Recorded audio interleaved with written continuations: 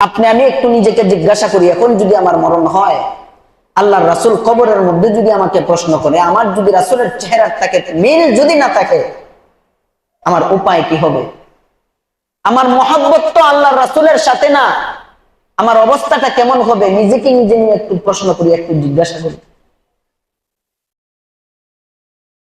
কিন্তু কারেকে জিগায়, বুঝ আসবে যখন চিরতরে দু চোখ বন্ধ হয়ে যাবে, তখন বুঝ আসলেও আর কোনো কাজ হবে না।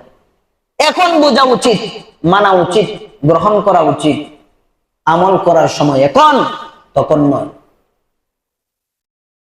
মেয়েটার লাশ কবরে পাইল, তো এই মহাব্বতের দাবিতে তো এইখানে বুঝলাম আলেমের লাশ কোথায় গেল, দেখার তো দরকার আছে।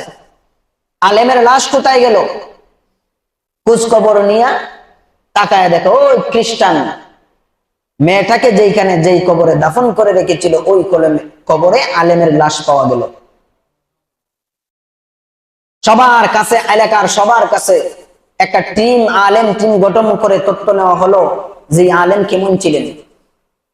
এলাকার সব মানুষ বলে উনি মুত্তাকি, পরহেজগার, দিনদার, আল্লাহ ওয়ালা বুজুর্গ, কোন নামাজ চান নাই, 5 ওয়াক্তের নামাজ পড়েছেন, তাহাজ্জুদ, ইশরাক, শাস, আওয়াবিন, সালাতুল হাজত, সালাতুত তাসবিহ, যত নামাজ আছে সব পড়েছেন এবং একজন খাঁটি মুমিন মুসলমান ছিলেন, আলেম, বড় আলেম।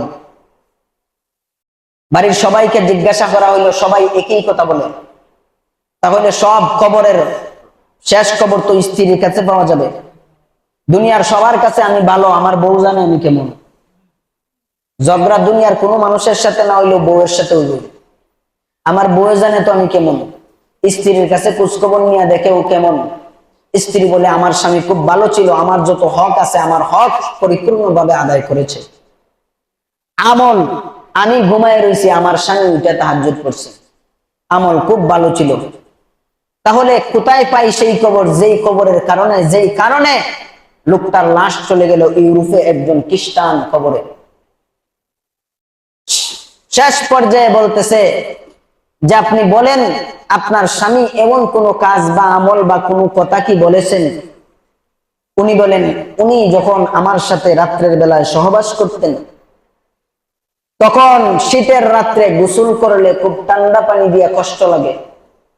এই সময় শুধু একটা কথা প্রায় সময় বলতেন যে মুসলমানের এই ফরজ গোসলের বিধানটা আমার কাছে ভালো লাগে না। নাউজুবিল্লাহ। একটা কথা শুধু পেয়েছেন, আলেমরা তত্ত্ব গবেষণা করে দেখলেন এই কথার কারণে এই লোকের ঈমানই নেই। হেদায়েতের মালিক কে?